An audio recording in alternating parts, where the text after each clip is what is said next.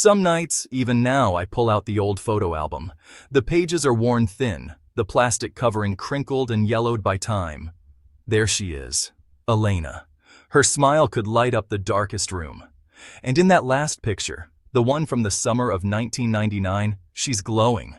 Not just from the afternoon sun, but from the life growing inside her. Our baby. We were on the cusp of everything. The house was ready. The nursery was painted a soft, hopeful yellow. We had a name picked out. And then, just like that, the picture was all I had left. A ghost in a photograph, a memory frozen in time. They say time heals all wounds, but they're wrong. Time doesn't heal. It just papers over the cracks. For 24 years, my life has been defined by a single question. Where is Elena?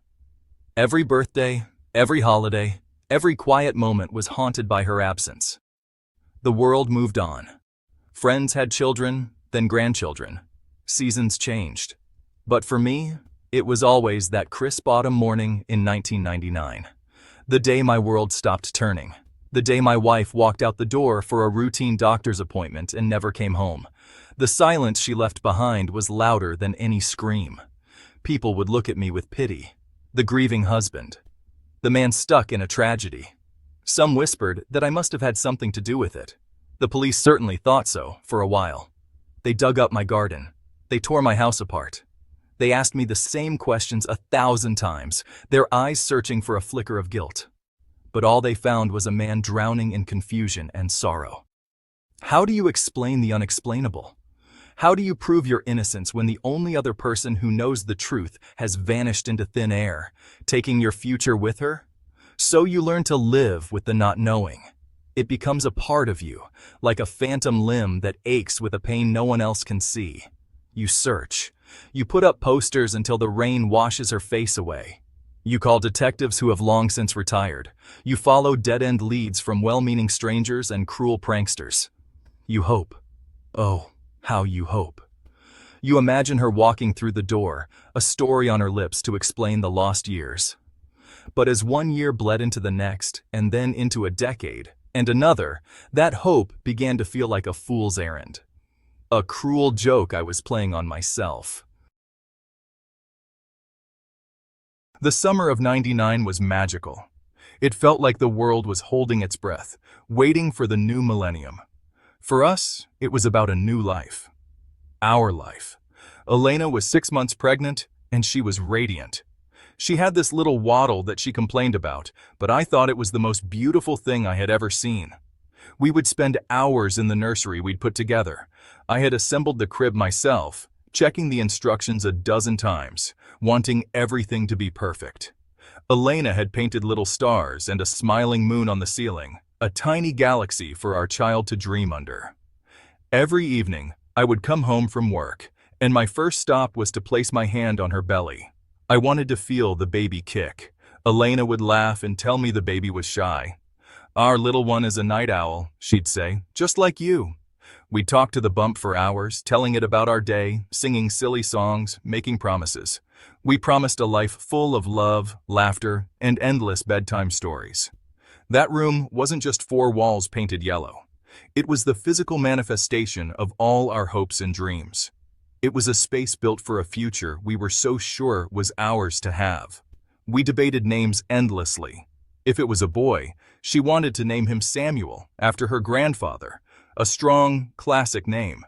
I liked Leo. If it was a girl, I was partial to Clara. But Elena, she had her heart set on Lily. Simple, beautiful, and full of grace, she'd say, her eyes sparkling. We finally agreed. Samuel or Lily. It felt so real, so close. We bought tiny socks, a little blue hat, and a little pink one, just in case. The closet was filled with impossibly small clothes, each one a testament to the love that was already overflowing for a person we hadn't even met yet. The final weeks leading up to her disappearance were filled with a serene domestic bliss. We took birthing classes where I fumbled with breathing exercises and she giggled at my incompetence. We had a small baby shower with our closest friends and family. The house was filled with presents, with joy, with anticipation. Looking back, it all seems like a scene from a movie, too perfect to be real. It was the calm before the storm, the final, beautiful moments before our world was shattered into a million pieces. The memory of that happiness is both a comfort and a curse, a reminder of everything that was stolen. October 12th, 1999. The date is burned into my memory. It started like any other Tuesday. The morning air was crisp with the promise of autumn. Elena had her 28-week prenatal checkup. She was excited. We were going to hear the baby's heartbeat again. I wanted to go with her, but I had a crucial meeting at work I couldn't get out of. "It's fine," she said, kissing me goodbye at the door. "It's just a routine visit. I'll call you the second I'm done." Her hand was on her belly. She smiled that radiant smile. And then she was gone. That was the last time I ever saw her. I called her phone around noon. No answer. I figured the appointment was running long. Doctor's offices are like that. I called again at 1. Straight to voicemail. A knot of unease began to tighten in my stomach. This wasn't like Elena. She always called. Always. By 3 o'clock, the unease had blossomed into full-blown panic. I left my meeting, making apologies I don't remember, and drove straight to the clinic. The receptionist looked at me with a blank stare. "Elena Rivera?" she said, typing into her computer. "I'm sorry, sir. She never checked in for her appointment." The world tilted on its axis. Never checked in? It made no sense.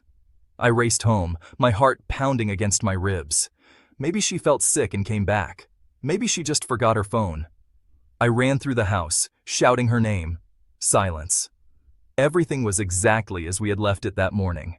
Her coffee cup was in the sink. Her book was on the nightstand, open to the page she was reading. But her car was gone. Her purse was gone. It was as if she had driven off for her appointment and simply vanished from the face of the earth. The silence in the house was terrifying. The police came. At first they were reassuring. "Sometimes people just need some space," one officer said. "She's a grown woman." But I knew Elena. This wasn't her. She wouldn't leave. Not without a word. Not when she was carrying our child. As the hours turned into a day, and then 2, the police presence grew. The questions became sharper, more pointed. Where was I? Who did I call? Did we argue? Suddenly, I wasn't just a worried husband. I was a suspect. My world had collapsed, and now I was being accused of being the one who brought it down. The nightmare had just begun. The first few years were a blur of frantic activity, a desperate, all-consuming search. We organized search parties that combed every park, every wooded area, every abandoned lot within a 100-mile radius. I plastered her face on every telephone pole, in every gas station, in every truck stop I could find. "Missing!" the posters screamed, her smiling face a stark contrast to the despair I felt. Her pregnancy made the case a media sensation for a while. Her story was on the evening news, her picture in the papers. Tips poured in, hundreds of them. Each one a tiny, flickering flame of hope in the darkness. But every flame burned out. A woman matching her description was seen in a diner in Arizona. It wasn't her. A car like hers was spotted near the Canadian border. A false alarm. A psychic called, claiming to have visions of her near water. The police divers searched the local reservoirs. Nothing. With each dead end, a small piece of my soul chipped away. The media moved on to the next tragedy. The police scaled back the investigation. The case went cold. But for me, it never cooled. It burned. A constant low-grade fever of grief and unanswered questions that consumed my every waking thought. Years turned into a decade. I hired private investigators, draining my savings to chase down shadows and whispers. I became an amateur detective myself, spending nights hunched over maps and case files, rereading witness statements until the words blurred. I interviewed her friends and distant relatives again and again, hoping to find a clue, a secret, anything I might have missed. Did she have a secret life? Was she in some kind of trouble? But everyone said the same thing. Elena was happy. She was excited about the baby. She loved me. The lack of any logical explanation was maddening. It was a puzzle with a missing piece. The world kept spinning. I aged. My hair turned gray. The nursery, once a symbol of hope, became a shrine to a ghost. I couldn't bring myself to dismantle it. For years, I left the door closed, unable to face the little crib and the soft yellow walls. When I finally opened it, the dust motes dancing in the single beam of light looked like lost souls. The silence of that room was the loudest thing in the house. I had to learn to live a parallel life, the one where I went to work and paid the bills, and the secret one, where I never, ever stopped searching for my wife. Hope is a strange and stubborn thing. Just when you think it's gone for good, it finds a way to reappear. About 15 years into the search, in 2014, a new detective was assigned to cold cases in our district, Detective Miller. He was young, tenacious, and saw the case not as a dusty file, but as a profound injustice. He called me in, and for the first time in a long time, I felt like someone was truly listening. He wanted to start from scratch. He wanted to retest the small bits of evidence they still had, using technology that didn't exist in 1999. A tiny glimmer of light appeared at the end of a very long, dark tunnel. One of the few things ever found was Elena's car, discovered a week after she disappeared. It was abandoned in a long-term parking lot at the airport, 100 miles away. It had been wiped clean. No fingerprints, no clues, nothing. The police at the time assumed it was a dead end. But Detective Miller decided to have the car's interior re-examined. Tucked deep within the seat cushions, forensics found a single, long-forgotten receipt. It was from a pharmacy, dated the day before Elena vanished. It was for a cash purchase. The item on the receipt was a simple, over-the-counter medication, something utterly ordinary. At the same time, Miller started digging into Elena's life in a way no one had before. Not just her friends, but her old college roommates, her childhood acquaintances.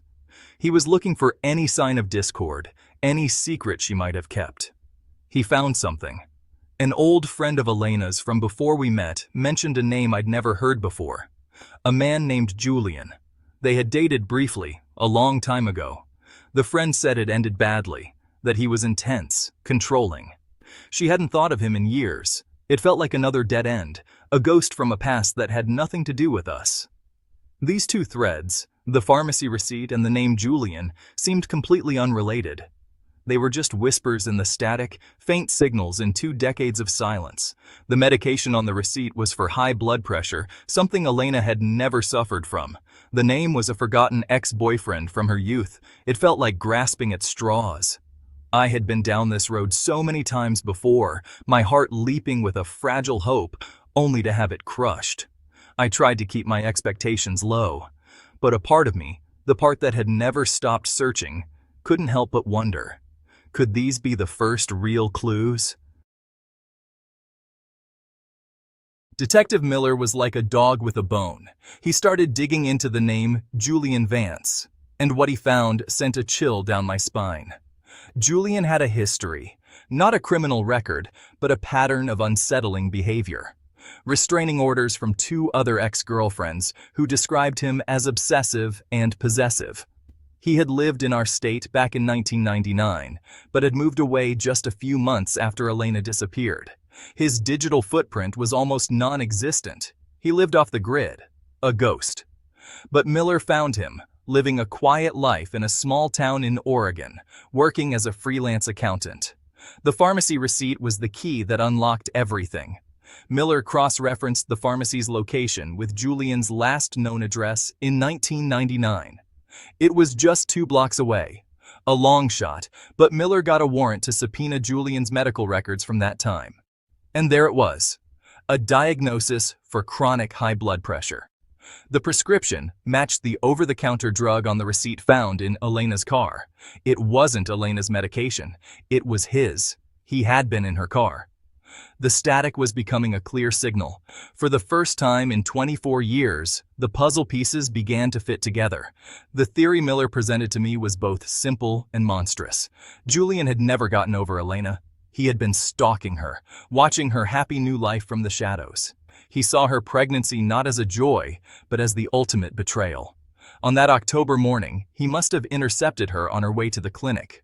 What happened in that car, I still can't bear to imagine completely. Did he talk his way in? Did he force her?